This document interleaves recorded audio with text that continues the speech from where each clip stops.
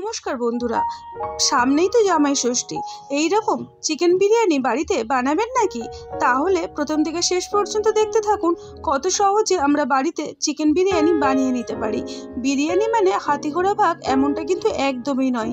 খুব সহজ পদ্ধতিতে আজকের বিরিয়ানি বানিয়ে দেখাবো। তো চলুন শুরু করি। দেখুন বন্ধুরা, এখানে আমি 1 কিলো চিকেন পরিষ্কার করে ধুয়ে জল ঝরিয়ে নিয়েছে, সাইজটা মিডিয়াম করে রেখেছি। ম্যারিনেট করার জন্য দিয়ে দিচ্ছি 2 চামচ পরিমাণে আদা রসুন আর শুকনো লঙ্কা একসঙ্গে বেটে নিয়েছি। আর আমি এখানে দিয়ে দেবো 2 চামচ পরিমাণে পেঁয়াজ বাটা। আর দিয়ে দিচ্ছি এখানে বন্ধুরা কাশ্মীরি রেড চিলি পাউডার। আর দিয়ে দিচ্ছি এখানে বিরিয়ানির চিকেনের মশলা, যেটা বাজারে গুঁড়ো পাওয়া যায় ওই মশলাই নিয়েছি। আর দিয়ে দিচ্ছি এখানে গুঁড়ো গরম মশলা। 1 কিলো চিকেনের জন্য এখানে 50 গ্রাম টক দই ব্যবহার করছি। আর আমি এখানে দিয়ে দেবো স্বাদ মতো লবণ। বন্ধুরা, বিরিয়ানিতে লবণের ব্যবহারটা কিন্তু খুবই একটা ইম্পর্টেন্ট জায়গা, তো অবশ্যই করে লবণটা প্রত্যেকটা স্টেপে ব্যবহার করতে হবে। এবং ময়েশ্চারের জন্য দিয়ে দিলাম রিফাইন তেল, আর দিয়ে দিচ্ছি গোলাপ জল, কেওড়া জল। আর দিয়ে দেবো খুব অল্প পরিমাণে 3 থেকে 4 ফোঁটা মিঠা আতর। এবারে চিকেনটাকে ভালো করে ম্যারিনেট করে রেখে দিতে হবে মোটামুটি 30 মিনিটের জন্য। তাহলে কিন্তু খুব সুন্দর চিকেনটা নরম হবে আর সমস্ত মশলার যে গন্ধটা সেটা চিকেনের মধ্যে চলে যাবে। চিকেন ম্যারিনেট আমার হয়ে গেছে, এটাকে আমি ঢাকা দিয়ে রেখে দেব। প্রথম একটা স্টেপ হয়ে গেল। এবারে বিরিয়ানির আলু বন্ধুরা আমাদের খেতে খুবই ভালো লাগে, তাই আলুটা কিন্তু খুব একটা ভালোভাবে তৈরি করে আমাদেরকে নিতে হবে। প্রথমে আলুর সাইজটাকে বড় করে রেখেছি। এবার প্রেসার কুকারে জল, নুন, খাবার ফুড কালার আর দিয়ে দিলাম অল্প একটু রিফাইন তেল। ভালো করে এটাকে সেদ্ধ করে নেব। তার মধ্যে বন্ধুরা দেখুন ভাতটা তৈরি করে নিতে হবে। এখানে আমি গ্যাসের মধ্যে জল বসিয়ে দিয়েছি, আর জলের মধ্যে দিয়ে দিলাম 2টো তেজপাতা আর দিয়ে দিচ্ছি গোটা গরম মশলা। এবারে বন্ধুরা বিরিয়ানিতে আগেই যেহেতু বললাম লবণটা স্টেপ বাই স্টেপ ব্যবহার করতে হবে, তাই আমি ভাতের মধ্যে একদম প্রয়োজন মতো লবণ দিয়ে দিলাম।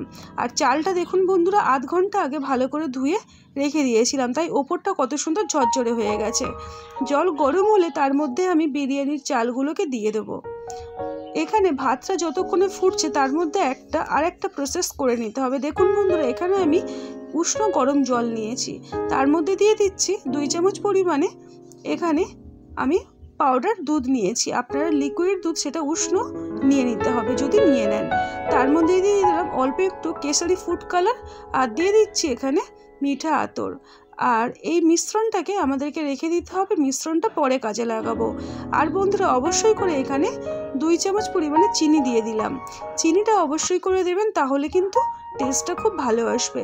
যতক্ষণে চিনিটা গুলবে একটা সাইডে রেখে দিলাম। তার মধ্যে দেখুন বন্ধুরা ভাতটা কিন্তু ফুটতে আরম্ভ করে দিয়েছে। এবারে ভাতটাকে ঠিক এমনভাবে তৈরি করে নিতে হবে। আর দেখুন সবার শেষে 1 চামচ পরিমাণে রিফাইন তেল দিয়ে ভালো করে নাড়িয়ে দিলাম। ভাতটাকে বন্ধুরা এমন করে তৈরি করতে হবে যাতে করে ভিতরে কিন্তু শক্ত থাকবে না, আর ভাতটা একদম গোটা গোটা থাকবে। তাহলে কি হবে, দমে দিলে কিন্তু যতটুকু বাকি থাকবে সেটা পুরোপুরি হয়ে যাবে। দেখুন বন্ধুরা ভিতরে কিন্তু এতটুকু শক্ত নেই, কিন্তু ভাতগুলো একদম ঝরঝরে। তো এই অবস্থায় ভাতটাকে নামিয়ে জল ঝরিয়ে নিতে হবে। আমি একটা ঝুড়িতে ঢেলে নিয়েছি, সমস্ত ফ্যান ঝরিয়ে নিয়েছি। এবার ঢাকা দিয়ে রেখে দেবো। এবারে দেখুন বন্ধুরা আমাদেরকে বেরেস্তা তৈরি করতে হবে, আর তার জন্য আমি কড়াইতে বেশ কিছুটা রিফাইন তেল গরম করে নিলাম। এই রিফাইন তেল, এই বেরেস্তা ভাজার তেলেই কিন্তু পুরো সম্পূর্ণ বিরিয়ানিটা তৈরি করব। তো সেই কারণেই প্রথম থেকে বেশি করে রিফাইন তেলটা দিয়ে বেরেস্তাটা ভাজবো।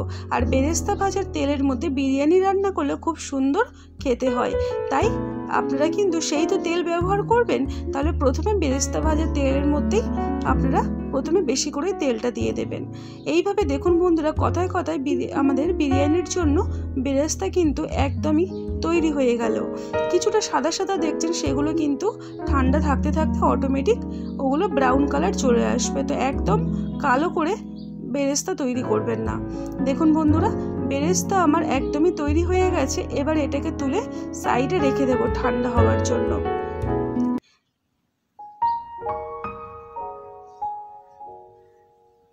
দেখুন দেখুন বন্ধুরা কালারটা কত সুন্দর হয়েছে।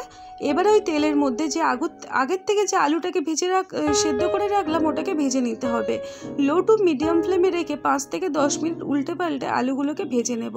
বন্ধুরা বিরিয়ানির আলুটা কিন্তু খুব দরকারি একটা স্টেপ, আর আলু খেতে সবাই ভালোবাসে, কেউ বলবে না যে বিরিয়ানির আলু পছন্দ করে না, এমনটা নয়।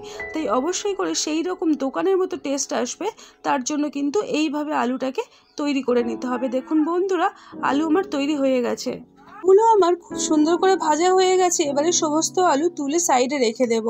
এবারে ওই তেলটা আমি হাঁড়ির মধ্যে দিয়ে দিলাম, যে হাঁড়িতে বিরিয়ানিটা তৈরি করব ওই হাঁড়িতেই তেলটা দিয়ে দিয়েছি, আর দিয়ে দিচ্ছি 1 চামচ পরিমাণে গাওয়া ঘি। ঘিটা দিলে খুব সুন্দর একটা ফ্লেভার আসে। এবারে আমি আগের থেকে যে চিকেনটা ম্যারিনেট করে রেখেছিলাম সমস্ত চিকেন দিয়ে দিলাম, তার মধ্যে অল্প একটু জল দিয়ে চিকেনটাকে ভালো করে কষিয়ে নিতে হবে। মোটামুটি 10 থেকে 15 মিনিট সময় লাগবে চিকেনটাকে কষাতে। যেহেতু এখানে আমি ছোট ছোট সাইজ করে নিয়েছি চিকেনের, তাই জন্য বেশি সময় কিন্তু একদমই লাগবে না। ঢাকা দিয়ে রাখলাম 2 থেকে 3 মিনিট। ঢাকনাটা খুলে আবারও তলার থেকে খুব ভালো করে সমস্তটা নাড়িয়ে নিচ্ছি। যেহেতু ম্যারিনেট করার জন্য টক দই দিয়েছিলাম তাই চিকেনটা কিন্তু অতি সহজেই নরম হয়ে যাবে এবং গলে যাবে, তাই চিকেনটাকে নাড়িয়ে চাড়িয়ে তৈরি করে নিতে হবে বিরিয়ানির জন্য। আর বন্ধুরা এখানে চিকেনটা কিন্তু পুরোপুরি সেদ্ধ করার কোনো দরকার নেই, কারণ যেহেতু পরে আবার আমরা কিন্তু দমে দিয়ে এটাকে আবার বিরিয়ানির জন্য রেডি করব। তো সেই কারণে দেখুন বন্ধুরা চিকেনগুলো আমার একদমই তৈরি হয়ে গেল। এবারে সমস্ত চিকেন তুলে সাইড করে রেখে দিতে হবে। স্টেপ বাই স্টেপ বন্ধুরা প্রত্যেকটা আমি আপনাদের সঙ্গে শেয়ার করে নিচ্ছি, তাই ভালো করে দেখতে থাকুন, বুঝতে পারবেন। এবারে দেখুন বন্ধুরা ওই যে কিছুটা গ্রেভি ছিল ওই মশলা কিছুটা তুলে নিলাম আর কিছুটা হাঁড়ির মধ্যে রেখে দিলাম। এবারে আমি লেয়ার তৈরি করছি, গ্যাসের ফ্লেমটা কিন্তু বন্ধ করে দিয়েছি। এবারে দিয়ে দিলাম প্রথমে ভাতের লেয়ার, তারপরে আমি যে আগের থেকে দুধের যে মিশ্রণটা তৈরি করে রেখেছিলাম ওইটা অর্ধেকটা এখন দিয়ে দিলাম। তারপরে দিয়ে দেবো আগের থেকে যে চিকেন বিরিয়ানির জন্য চিকেনটা রেডি করে রেখেছিলাম ওই চিকেনের লেয়ার দিয়ে দিলাম। তারপরে আমি চিকেনটাকে সমস্ত ভালো করে ঢাকা দেওয়ার জন্য ভাত ছড়িয়ে দিলাম উপর থেকে ভালো করে, আর দিয়ে দিচ্ছি এখানে বেরেস্তা।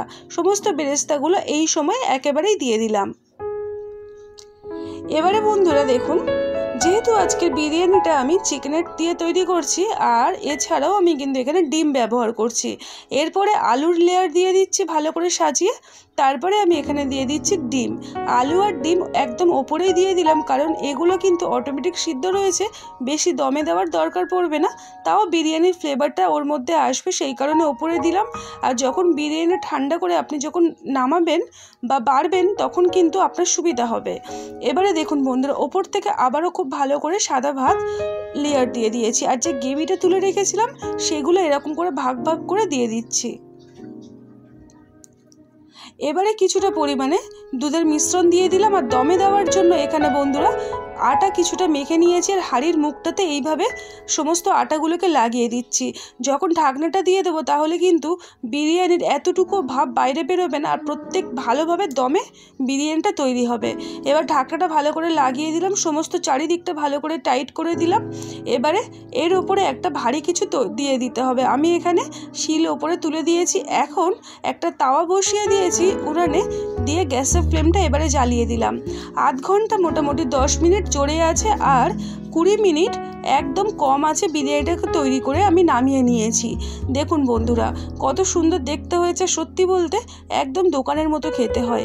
আর সবার শেষে আমি ওপরে দিয়ে দেবো কিছুটা পরিমাণে দেখুন বন্ধুরা গাওয়া ঘি দিয়ে দিলাম। আর বিরিয়ানিগুলো একদম ঠিক হয়েছে কিনা সেটাও দেখে নিচ্ছি, দেখেই বুঝতে পারছেন কিন্তু একদম দোকানের মতো করে তৈরি করে নিয়েছি আজকে চিকেন বিরিয়ানি। আর বন্ধুরা গরম গরম সার্ভ করে নিচ্ছি, একদম দুর্দান্ত স্বাদের হয় এই রকম ধরনের চিকেন বিরিয়ানি। আপনারা কিন্তু বাড়িতে অতি সহজেই তৈরি করে নিতে পারেন, আর অনায়াসেই সবাই কিন্তু একটু বেশি করেই খেয়ে ফেলবে। তো বন্ধুরা আজকে চিকেন বিরিয়ানির রেসিপিটি আপনাদের কেমন লাগলো সেটা কিন্তু অবশ্যই করে কমেন্ট করে জানাবেন। আর নতুন হলে আমার পরিবারে আসার অনুরোধ রইল। দেখা হবে নতুন একটা রেসিপি নিয়ে। সবাই ভালো থাকবেন আর সুস্থ থাকবেন এটাই প্রার্থনা করছি। টাটা।